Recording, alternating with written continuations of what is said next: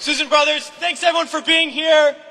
We're from the organization March Forward, and we're here to say to all those serving in the Army and the Marines and the Air Force and the Navy that you have the absolute right to refuse to take part in these criminal wars, and that's a right that all of you should exercise. You have no reason to go put your life on the line and kill and die for profit.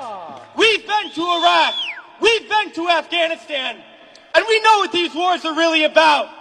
And we joined the military for many reasons. Because we need a college education, because we need a job, because we need health care. And then we joined the military, and they tell us that our enemies are poor people in caves in Afghanistan, or poor people in the deserts of Iraq. But we've been to those countries, and we know that our enemies are not other poor people abroad. Our enemies are the people that laid us off from our jobs, that denied us health care, that make it impossible to get an education. Our enemies are not in the poorest countries on the planet, but right here in the richest one.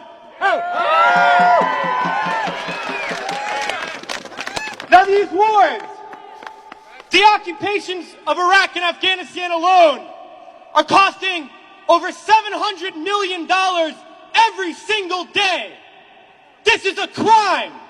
Every single day, while so many of us are hurting. Well, I think all of us here, and the vast majority of people in this country, would agree that we can spend $700 million a day better than bombing people that we have no reason to bomb. We can spend $700 million a day rebuilding those countries we've destroyed. We can spend $700 million a day caring for the veterans we get home when they get home. And then we can spend $700 million a day giving every single person health care, a college education, a job, and a livelihood, and a home. That's what we need to be spending our money on.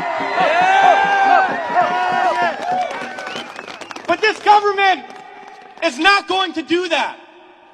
They're not going to use the money in that way. They're not going to end the wars. And they're not going to do it because it's not our government. It's their government. It's the government of the rich. It's the government of Wall Street, of the oil giants, of the defense contractors. It's their government, and the only language that they understand is shutting down business as usual. And that's what we're doing here today, and we're going to continue to do until these wars are over.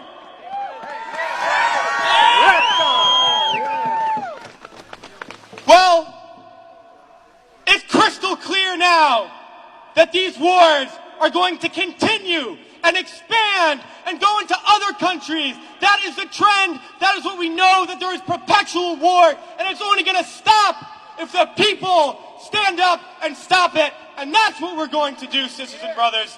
And a lot of people ask me, what do we do?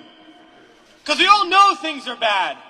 We all see the atrocities on TV. We read about it. We experience it. People always ask, what do I do? Because we always want to know what to do. Do we vote? Do we support a politician?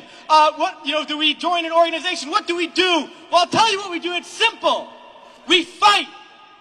We fight and we fight and we fight. And we shut down our workplaces. We shut down our schools. We shut down the streets. We shut down business as usual. And we fight until we force the people in there to do what the people out here want. Because that's how we're going to get around. And we're going to fight until there's not one more bomb drop, not one more bullet fired, not one more soldier coming home in a wheelchair, not one more family slaughtered, not one more day of U.S. imperialism. So let's fight to make that happen. We can do it today, and then the days ahead, we have to fight to end these wars and create a better world, sisters and brothers. So join us in that fight. Thanks.